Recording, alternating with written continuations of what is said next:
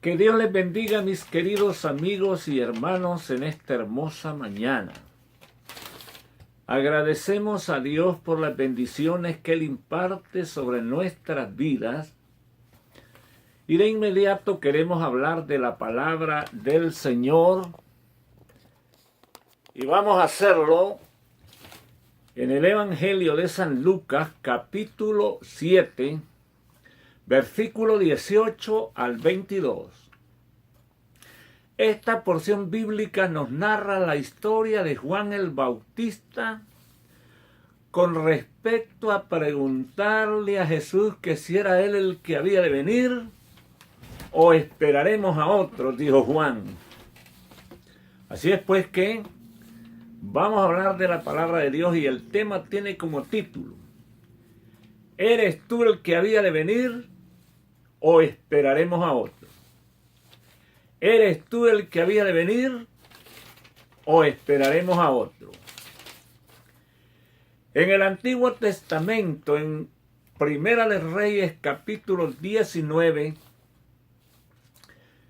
Elías huye de una mujer perversa llamada Jezabel, la cual lo ha amenazado de muerte. Y la razón es que el profeta Elías retó a los profetas de Baal en un holocausto, en un sacrificio, que aquel Dios que respondiera por fuego, ese era el verdadero Dios. Y Dios, creador del cielo y de la tierra, respondió al profeta Elías a través del fuego, consumiendo el holocausto, consumiendo todo lo que en el altar el profeta Elías había puesto. Y de inmediato a la vez el profeta exterminó a los falsos profetas o a los profetas de Baal. Esta fue la causa por la cual aquella mujer perversa llamada Jezabel le mandó un mensajero al profeta Elías diciéndole que al día siguiente él, el profeta Elías, estaría como uno de los profetas de los que él le había dado muerte. Y a donde queremos llegar es que este hombre con aquella amenaza se sintió atemorizado y tomó el camino. Huyó, escapando así de las amenazas de aquella mujer. La pregunta es, ¿qué pasó con este hombre de Dios de tanta fe y tantos milagros? ¿Por qué se apoderó de él la duda, el temor, el miedo y huye para escapar de la muerte? Como seres humanos, hermanos, no importa cuán ungidos estemos. Si Dios nos deja dependiendo de nosotros mismos, no somos absolutamente nada. Demostramos ser hombres vulnerables, débiles, que con la menos cosa no sabemos ni qué hacer. Que Dios nos ayude, que Dios nos guarde, que Dios tenga misericordia de todos y cada uno de nosotros. Hablaremos ahora de Juan el Bautista, el precursor del Cristo de la gloria, o sea, el que venía preparando el camino para el Mesías prometido. Este hombre de Dios llamado Juan el Bautista predicaba en el desierto. Multitudes venían a él, se arrepentían y eran bautizados por Juan en el Jordán, confesando, dice la Biblia, sus pecados. Fue el mismo Juan el que presentó al Cristo de la gloria diciendo: he aquí el Cordero de Dios que quita el pecado del mundo. Fue este gran profeta llamado Juan el Bautista el que bautizó a Cristo en el río Jordán y a la vez quien escuchó del Padre decir: he aquí, este es mi Hijo amado, en el cual tengo contentamiento. ¡Qué evidencia! ¡Qué testimonios contundentes! El mismo Juan presenta a Cristo a las multitudes diciendo: he aquí el Cordero de Dios que quita el pecado del mundo, del cual, dijo Juan, no soy digno de desatar la correa de su calzado. Él dice: os bautizará con Espíritu Santo y fuego. Seguidamente tuvo ese gran privilegio que ni los sacerdotes, ni los reyes, ni los profetas, ese privilegio de bautizar en el río Jordán al Cristo de la gloria y escuchar la voz del Padre decir: he aquí, este es mi Hijo amado, en el cual tengo contentamiento. Ahora la historia bíblica que vamos a hablar tiene que ver con que Juan está en la cárcel o fue encarcelado porque Herodes Antípatas aborrecía a Juan porque Juan para él era inaceptable que un hombre como Herodes, el rey, ahora estuviera viviendo con la mujer de su hermano, es decir, con su cuñada. No te es lícito, le decía Juan, vivir con la mujer de tu hermano. Y esa fue la causa por la cual Juan fue a parar a la cárcel. Dice la Biblia que los discípulos de Juan vinieron a visitarlo cuando él está en la cárcel. Y le trajeron un informe o le platicaron de los acontecimientos, de los milagros que estaban sucediendo en el ministerio de Cristo. Y de inmediato, dice la Biblia, Juan envió a dos de sus discípulos para que fueran hasta donde estaba Jesús y le preguntaran: ¿eres tú el que había de venir o esperaremos a otro? Y aquellos discípulos llegaron hasta el lugar exacto donde Cristo estaba y fueron testigos oculares de los acontecimientos y los milagros que el Cristo de la gloria estaba efectuando. Y le preguntaron: ¿eres tú el que había de venir o esperaremos a otro? Es importante observar qué le pasó a Juan. ¿Entró en duda? Si él mismo fue quien presentó a Cristo a las multitudes diciendo: he aquí el Cordero de Dios que quita el pecado del mundo. Si él mismo fue testigo al bautizar a Cristo en el río Jordán de la voz del Padre que dijo: este es mi Hijo amado, en el cual tengo complacencia. Y ahora él está en duda. ¿Por qué entró en duda? Es la gran pregunta que muchos se hacen. Como ser humano, Juan, igual al profeta Elías, era sujeto a pasiones igual a las nuestras. En la cárcel no es un lugar confortable, no es un lugar atractivo como para sentirse bien. Es probable que Juan, al igual que el resto de los judíos, esperaban a un Mesías dirigiendo un ejército para destronar al imperio romano. O es probable que Juan entra en duda por la sencillez en la que el Cristo de la gloria se estaba dirigiendo, o porque tal vez en aquella situación difícil de la cárcel Cristo no lo había visitado.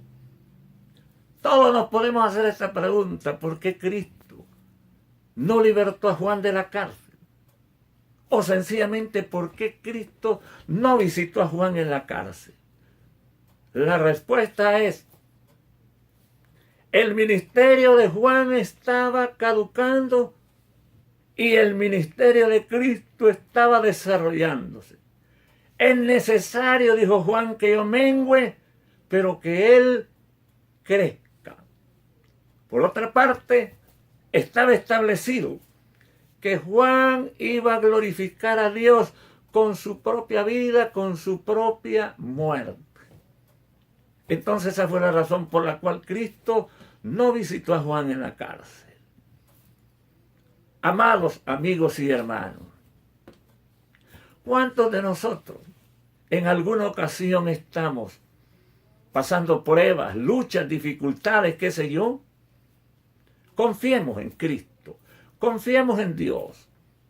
Él mismo lo dijo: en el mundo tendréis aflicción, pero confiad, yo he vencido al mundo. Todo el imperio satánico ha sido derrotado con el sacrificio de Cristo en la cruz del Calvario. Debemos de confiar en Él. Entonces, pues, vinieron los discípulos de Juan hasta el lugar exacto donde estaba Cristo y le preguntaron: ¿eres tú el que había de venir o esperaremos a otro? Y Cristo les dijo: ved y haced saber a Juan las cosas que habéis visto y las cosas que habéis oído. Los ciegos ven, los cojos andan, los leprosos son limpiados, los muertos resucitados, y a los pobres les es anunciado el Evangelio. Y bienaventurado, dijo Cristo, todo aquel que en mí no haya tropiezo. ¿Qué mejor evidencia? No era necesario tantas palabras, sino los acontecimientos de los cuales los discípulos de Juan fueron testigos oculares. Eso era lo que tenían que hacerle ver a Juan. Y cuando Cristo dice: bienaventurado todo aquel que en mí no haya tropiezo, esto tiene que ver con que los que habían puesto su confianza en un Cristo dirigiendo un gran ejército, pero que ahora miran a un hombre sencillo, con ropa sencilla, y se sienten frustrados o deprimidos porque ellos esperan a un Cristo poderoso con un gran ejército para derribar al imperio romano. A eso se refiere Cristo cuando dice: bienaventurado todo aquel que en mí no haya tropiezo. Era necesario y estaba establecido en la palabra de Dios que Cristo venía a padecer, a sufrir, a morir en una cruz por nuestros pecados. Era necesario que Él fuera crucificado, muerto y sepultado, y al tercer día resucitar de entre los muertos, que es exactamente lo que ocurrió con el Cristo de la gloria, y hoy está a la diestra de Dios intercediendo por todos y cada uno de nosotros. Bendito sea Dios. Los judíos desde hoy en día todavía esperan a un Cristo poderoso con un gran ejército que los libere de todos sus enemigos terrenales. Está establecido que Cristo va a venir y le quitará el gobierno a los hombres de este planeta para plantar su gobierno milenario. Pero eso es en el plan de Dios, en la voluntad de Dios. Hay un día establecido. Bendito sea Dios. Hablemos pues de Juan el Bautista. Juan el Bautista le hacía ver a Herodes: no te es lícito tener a la mujer de tu hermano como tu mujer. Aquella mujer era la esposa de Felipe, hermano de Herodes. Era su sobrina y era su cuñada. Qué tremendo adulterio había en este rey. ¿Cuántos hombres de hoy en día, a través de las redes, predican y enseñan el evangelio, tienen una mujer ahí, pero no se casan, no se quieren casar. ¿Cuál es el propósito? Agua que no vas a beber, dice la Biblia, déjala correr. Es importante, hermano, que cada uno de nosotros hagamos las cosas bien delante de Dios. A Herodes no le gustó que Juan le corrigiera sus defectos, sus pecados, y por eso lo mandó a la cárcel. En una celebración del cumpleaños, dice la Biblia, la hija de Herodías danzó y eso agradó al rey Herodes. Y el rey Herodes le prometió: pídeme lo que quieras y te lo daré hasta la mitad de mi reino. Y aquella muchacha, instruida por su madre, dice que le pidió que le diera en un plato la cabeza de Juan el Bautista. ¡Qué terrible!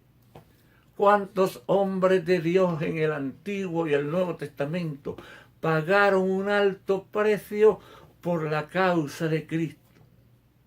¿Y cuántos hombres de hoy en día quieren vivir la vida cómoda y la vida fácil sin hacer nada por la causa de Cristo? Que Dios nos ayude. Así pues, mandaron algunos soldados y decapitaron a Juan en la cárcel. Y le trajeron a aquella mujer la cabeza de Juan el Bautista en un plato. ¡Qué perversidad! Amigo que me escucha, Jesucristo es el mismo de ayer, de hoy y por los siglos. Él vino a morir en una cruz para pagar el precio de nuestra salvación, para librarnos de nuestros pecados. Pero para obtener la salvación tienes que recibir a Jesús como el Salvador de tu alma, aceptarlo como el único que puede perdonar nuestros pecados, porque la Biblia dice que no hay otro nombre debajo del cielo en quien podamos ser salvos. Solamente a través de Jesucristo. Reprende las dudas, aprende a confiar en Dios. Juan en la cárcel se sintió solo, triste, deprimido y con muchas dudas. Envió a los de sus discípulos a Jesús: ¿eres tú el que había de venir o esperaremos a otro? ¿Y cuál fue la respuesta de Cristo? No fue de muchas palabras, sencillamente ir y hacer saber a Juan lo que habéis visto y oído. Los ciegos ven, los cojos andan, los leprosos son limpiados, los muertos resucitados, y a los pobres les es anunciado el Evangelio. Amigo que me escucha, te invitamos a aceptar a Cristo, que lo recibas en tu corazón. Dios les bendiga en esta hermosa mañana.